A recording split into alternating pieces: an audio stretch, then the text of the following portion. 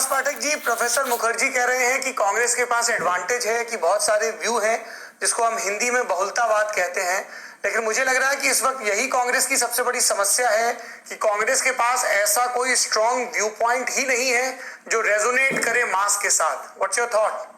हाँ, देखिए, वो आपकी बात सही है कि अभी थोड़ा सा मासेस में भी शिफ्ट आया है पिछले 6-7 साल में।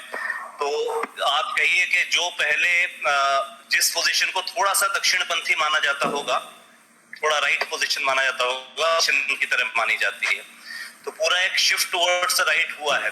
अब शिफ्ट टुवर्ड्स द राइट जो है, कांग्रेस के दोनों ही क्राइसिस आ गए हैं। एक क्राइसिस तो ये है कि जो सबसे बड़ी उनकी ताकत थी, नेहरू गांधी, हमेशा से वो ताकत रही।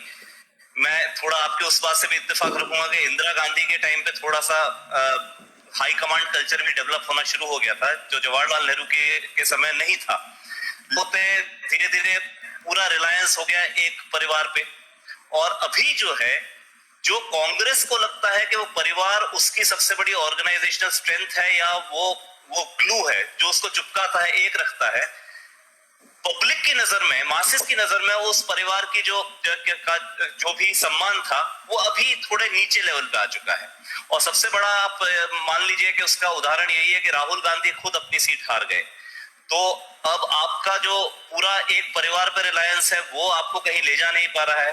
दूसरा, राइट विंग शिफ्ट हो गया है थोड़ा सोसाइटी में। तो कांग्रेस इसी चीज से ग्रैपल कर रही है कि हम किस हद तक सेक्युलर हो जाएं, किस हद तक थोड़ा हम आइडेंटिटी के साथ भी खेल ले जाएं। तो मुझे तो याद आता है कि अभी कांग्रेस की स्थिति मतलब आइडियोलॉजिकली, वैचारिक स्तर पर वो है जो कांग्रेस की स्थिति राजीव गांधी के टाइम पे हो गई थी मिड 80s में, कि कभी शाहबानो वाला जजमेंट होता था तो उसको ओवरटर्न कर दिया पार्लियामेंट के थ्रू। फिर कभी जो है फैजाबाद के कोर्ट ने कहा कि भाई बाबरी मस्जिद के जो है वो ताला खुलवा दीजिए, तो 40 मिनट के अंदर खुलवा दिया। तो कभी शिलान्यास भी एक्सेप्ट हो गया। तो ये जो चीज है आज भी दिखाई दे रही है कि एक तरफ तो कांग्रेस बोलती है और राहुल गांधी खुद बोलते हैं कि हम भिन्न है बीजेपी से, लेकिन दूसरे राम मंदिर की बात होती है तो प्रियंका गांधी जो है वो ट्वीट कर देती है कि राम मंदिर ठीक रहेगा, जो कि कांग्रेस की लाइन ट्रेडिशनल नहीं रही है। कमलनाथ इश्तिहार निकाल देते हैं मध्य प्रदेश में कि राजीव गांधी जो थे वो थे निर्माता राम मंदिर मूवमेंट के। उसी तरह अगर आप देखें तो अभी जो हुआ है इंडियन सेक्युलर फ्रंट से जो अलायंस है, एआईयूडीएफ में मान सकता हूं सौरभ, क्यों कारण यह है कि एआईयूडीएफ के पास असम में कुछ मुसलमान वोट है। अलायंस नहीं होगा तो कांग्रेस वो वोट लूज कर सकती है, स्प्लिट हो सकता है। लेकिन जो अलायंस लेफ्ट और कांग्रेस ने बंगा, वो तो ममता बनर्जी का वोट स्प्लिट करने के लिए किया है। उस अलायंस का जो उद्देश्य है वो तो बीजेपी की जीत को थोड़ा आसान कर देना है। तो ऐसे में मुझे नहीं समझ में आ रहा कि किस दिशा में जा रहे हैं। आइडियोलॉजिकली थोड़ा कंफ्यूजन है अभी कांग्रेस में। मेरा सवाल ये है, जैसा आप जिक्र कर रहे थे कि प्रियंका गांधी राम मंदिर के मुद्दे पर ट्वीट करती हैं, कमलनाथ भी ट्वीट करते हैं, और उससे पहले आप बता रहे थे कि सोसाइटी में एक राइटवर्ड शिफ्ट देखा गया है।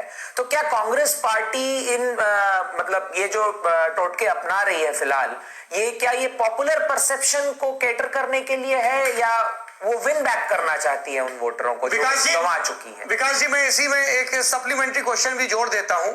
जब हम अर्ली 80s की इंदिरा गांधी को देखते हैं, वो इंदिरा गांधी कभी देवराहा बाबा की मचान पे जाके मत्था टेकती हैं, उनके हाथ में रुद्राक्ष होता है, और जो 84 का मैंडेट भी है, तो उसमें इंदिरा गांधी न सिर्फ कांग्रेस की या देश की सुप्रीम लीडर बन के उभरती हैं, बल्कि हिंदू हितों की रक्षक बन के भी उभरती है।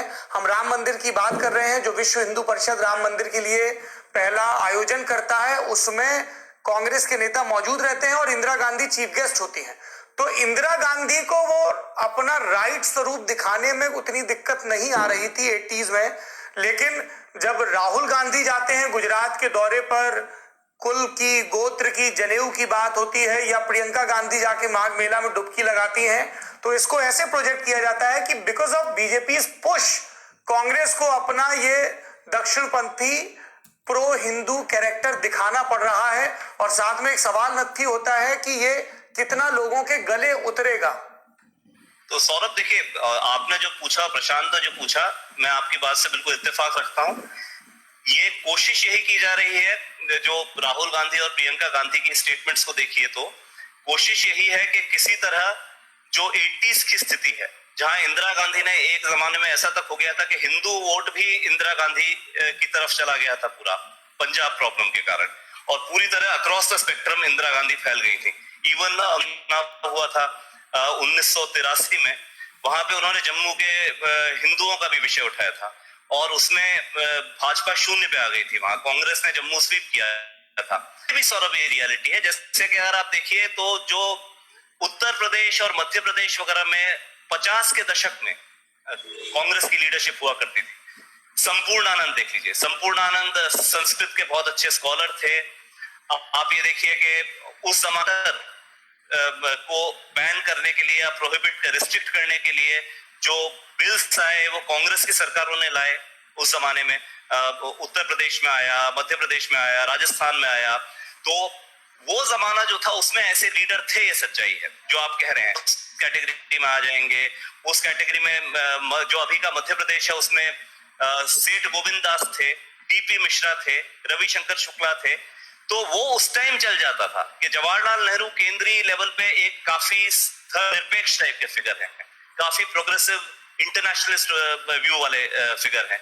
लेकिन उसी जगह ऐसा भी संभव है कि कोई नेता, कांग्रेस का बड़ा नेता राजनीति जो कि हिंदी का समर्थक हो सकता है, संस्कृत का समर्थक हो सकता है, कहीं काउ प्रोटेक्शन मूवमेंट में भी इन्वॉल्व हो सकता है, उस समय वो चल जाता था। मैं आपको कारण बताता हूं कि उस समय जनसंघ बहुत नई चीज थी। जनता की नजर में जो स्टेटस था सर्वशाला, या जो स्टेटस रहा था मदन मोहन मालवीय का, जो सरदार पटेल का, पुरुषोत्तम दास टंडन का रहा था, रविशंकर शुक्ला का था, वो स्टेटस दीनदयाल उपाध्याय या अटल बिहारी वाजपेयी या बलराज मधोक के कंपैरिजन में बहुत बड़ा स्टेटस था। उस टाइम हालत ये थी कि वो नई नई पार्टी उभर रही थी। ये तो जो एक बार मोदी कह चुके हैं इस चीज को कि जब 1968 के शुरू में जब इनका मृत शरीर पाया गया दीनदयाल उपाध्याय जी का मुगल सराय के रेलवे स्टेशन पे, देर रात ट्रेन से वो ट्रैवल कर रहे थे, तो मोदी जी भी बोल चुके हैं कि जो ट्रेन में वो इतने सरल आदमी थे कि जो ट्रेन में वो बैठे थे बगल वाला आदमी भी नहीं जानता था कि ये जनसंघ के अध्यक्ष। उसका सही कारण ये है कि उस टाइम मास लीडरशिप थी ही नहीं। केवल वाजपेयी ले दे के अपना चुनाव 57 ऑनवर्ड्स जीत जाते थे, वो भी 62 में शायद हारे थे, राज्यसभा से लाए गए थे। बाकी कांग्रेस के जो कंजर्वेटिव जो लीडर थे, चाहे जवाहरलाल नेहरू के मुकाबले उनका स्टेचर नीचे था, लेकिन किसी भी उत्तर भारत या मध्य भारत के राज्य के अंदर जनसंघ के स्टेचर बहुत ऊंचा था। तो वो जो स्पेस है, जो हल्की सी कंजर्वेटिव हिंदू स्पेस है, वो भी जाती थी कांग्रेस के ही पास। अब जो है मामला बिल्कुल पलट चुका है। आज की तारीख में अगर मैं आपसे पूछूं कि जो कंजर्वेटिव हिंदू है, जब उसके सामने नरेंद्र मोदी हैं, जब उसके सामने मान लीजिए योगी आदित्यनाथ हैं, तो ऐसा कोई लीडर है जो हिंदू बन के हिंदू वोट वहां से ले जाएगा? तो वो मॉडल अभी चलेगा ही नहीं, क्योंकि अभी क्या है कि जो हिंदू टाइप की ओपिनियन है उस पर तो बीजेपी पूरी तरह काबिज हो चुकी है। अगर कोई स्पेस बनाना है तो वो स्पेस सोशो इकोनॉमिक इश्यूज से आप बनाने की कोशिश कर सकते हैं, कहीं सेक्युलराइजेशन की बात बढ़ाने की कोशिश कर सकते हैं। अगर आज राहुल गांधी समझें या प्रियंका गांधी समझें कि प्रियंका गांधी को योगी आदित्यनाथ से ज्यादा हिंदू मान लिया जाएगा, तो वो संभव ही नहीं है। तो उस कंपटीशन में तो आप आइडियोलॉजिकली कंफ्यूज हो जाते हैं और अपने आप को एक पुअर बी टीम दिखा देते हैं बीजेपी की। तो मेरा आपसे यही जवाब है इस चीज का। प्रोफेसर मुखर्जी, विकास पाठक कांग्रेस